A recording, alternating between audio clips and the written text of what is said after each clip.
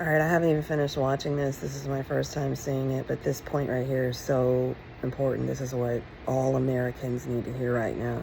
This is Jolly Good Ginger. I think the name of his show is Hot Take.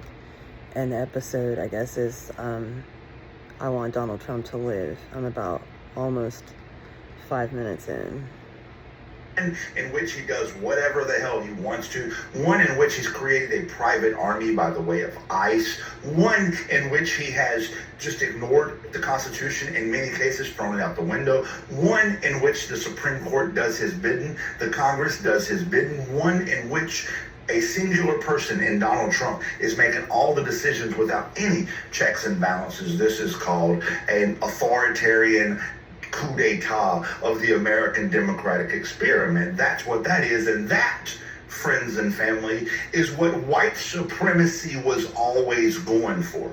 I've talked many, many times on my channel that since I was a child, I've heard all the things that Donald Trump's saying. Now, Donald Trump is not the disease. He's a symptom of the disease, but nobody listens. I've talked 1,000 times about how Donald Trump and the MAGA movement is nothing more than the Confederate States of America rebranded. I've said this 1,000 times. And the reason that Donald Trump was able to run in 2024 and the reason Donald Trump 2.0 is a thing is because when the Democrats took over power in 2021, no one held him accountable for January 6, 2021. Merrick Garland will forever go down in history as allowing this to happen.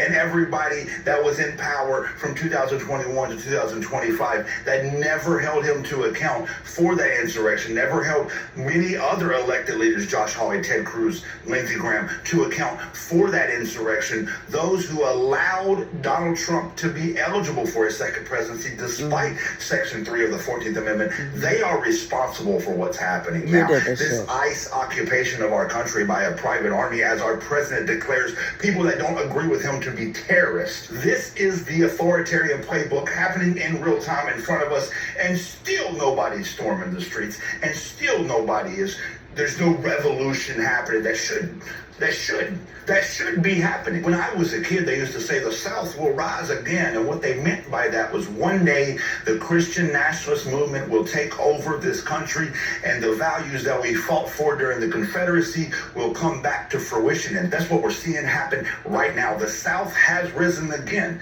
not the geographic South, not the southern states of America. I mean the ideologies that were perpetuated, propagated, and continued after the Confederate States of America failed. After those traitors were defeated, they went back home. Nobody held them accountable. They went back home and they continued to spread their ideologies and propaganda. The United Daughters of the Confederacy were born. Statues were resurrected. The Confederate flag was brought back to life. Heritage, not hate, became the battle cry. The textbooks were rewritten, and little Southern children all across the Southern United States, like myself, were taught all those things, and to include the rest of rural America. There's plenty of states you can go to that fought in the Union, but if you go out in the country, they're flying Confederate flags. MAGA is the Confederacy. That's why you see those flags at MAGA rallies.